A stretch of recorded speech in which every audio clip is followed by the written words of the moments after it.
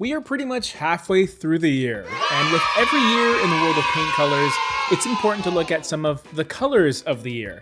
But I can almost guarantee you that the colors we're going to discuss today are probably going to be off your radar, unless you're some sort of painting and decorating super duper fan or savant or whatever. Anyway, like the video and let's get into some of the 2021 colors of the year that you probably haven't heard of.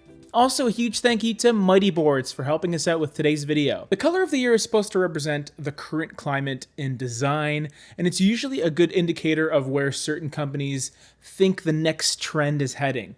All of your major paint companies like Benjamin Moore and Sherwin-Williams will have their own rendition of the color of the year, or in some cases, colors of the year. But there are 3 companies today that have their own colors of the year, and they're not Benjamin Moore or Sherwin-Williams, Behr Paint, PPG. Nevertheless, I'm super pumped to share them with you today. The first under-the-radar paint color of the year is by a company you probably know if you go to Home Depot a lot and you do some furniture refinishing on the side. It's good old Rustoleum. Yes, that is correct. The company that's famous for spray paint also has their own color of the year, and it's part of a pretty cool series of wonderfully rich and warm colors. The color specifically is called Satin Paprika, and it's described as a color that brings an elevated yet earthy and cozy warmth. Rustoleum also says pair Satin Paprika with other spicy, earthy shades for a worldly palette that works in any space. So yeah, we have a pretty deep, fiery, bold red color here, which is way more interesting than a lot of the wall colors that people have been using for the last 10 years, myself included. I think the big reason for this, though, is the fact that this is a color that is not necessarily intended to be put on your walls, because you're going to need a lot of cans of spray paint to even do a powder room. Being a spray paint, this is definitely a color more for accent pieces within your color palette. Maybe a lovely chair that you want to repurpose, or even a little side table that you just can't seem to get rid of. Red in general is so bold and vibrant, and a color like this can be just that touch of saturation that your palette needs. It's also interesting to see because you look at a company like Benjamin Moore talking about teal being the color of the year, the it color. Well, this one can't be any more different. So that's our first color of the year by a company you all probably know, but didn't know had colors of the year. The next one we're going to talk about is a company you may not know, but you really should. Pantone has been one of, if not the most prestigious authorities in the world of color. In fact, they've been releasing colors of the year for decades now, and they have influenced countless industries, let alone designs in furniture, fashion, graphic design, you name it. So yeah, they're kind of a big deal, okay? I mean, not as cool as the paint people, but I digress. So what does this company say is the color of the year?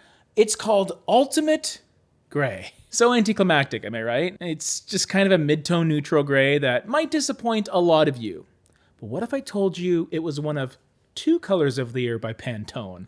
Well, that's exactly the case because the other one is called Illuminating, which cannot be more different as a color. This gray and yellow combination is pretty interesting, and I think what they were going for is a really positive, optimistic spin on the monotonous nature of gray and how it's been used for the last while. It's also how I've been using gray lately in my own space, and that's because I don't really see it as a standalone choice so much, but more so part of something bigger and more fun. Not as fun as Illuminating, which is a really crazy, vibrant, warm yellow, but I must say, I do enjoy the 2 together. Actually, if I'm not mistaken, I'm pretty sure I've seen that sort of combination on the Benjamin Moore website somewhere. Very interesting. The executive director of the Pantone Color Institute made a pretty excellent summarization about these 2 colors. The union of an enduring ultimate gray with a vibrant yellow, illuminating, expresses a message of positivity supported by fortitude. Practical and rock solid, but at the same time warming and optimistic, this is a color combination that gives us resilience and hope. We need to feel encouraged and uplifted. This is essential to the human spirit.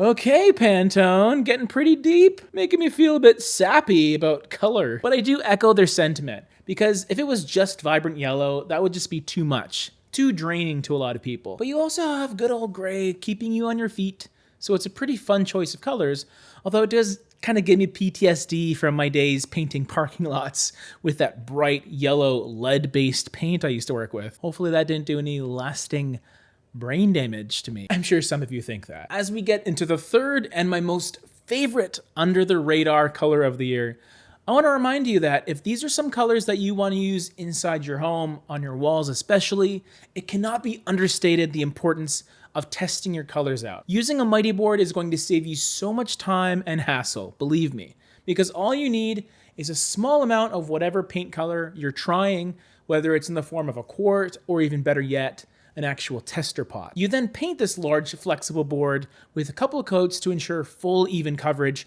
and now you have a large sample of what the color will actually look like in your space. And the best part is, it's not just a printed piece of paper at that point. You've actually used the paint itself, and now you're much better equipped to make a final decision on that living room you've been wanting to paint for so long. Mighty boards are our tester boards of choice, and if you want more information on them, you can check out their link down below and find a retailer near you. Our third and final color of the year, well, I guess technically fourth because of Pantone's dual action color choice, so fancy. This one happens to be my favorite.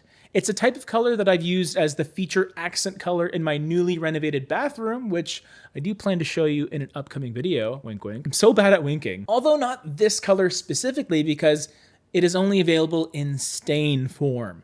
Yeah, this color we're talking about is from a company that specializes in wood stains. And that company in particular is called Minwax. They've been making products for like 100 years, and they really brought something fresh and new to the world of interior stains with their 2021 color of the year, Vintage Blue. Don't you just love this calm, aquatic, greeny blue color?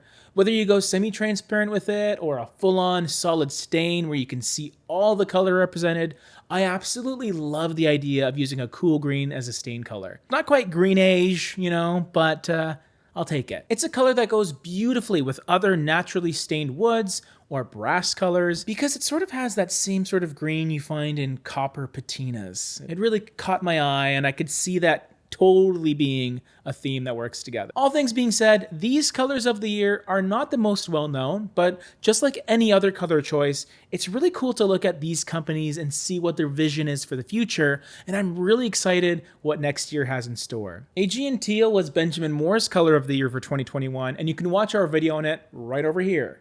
Slightly reminiscent of the Minwax color, but Aegean Teal is designed to be used as a paint on your walls or cabinets, although I guess you could tint it in a stain if you really wanted to.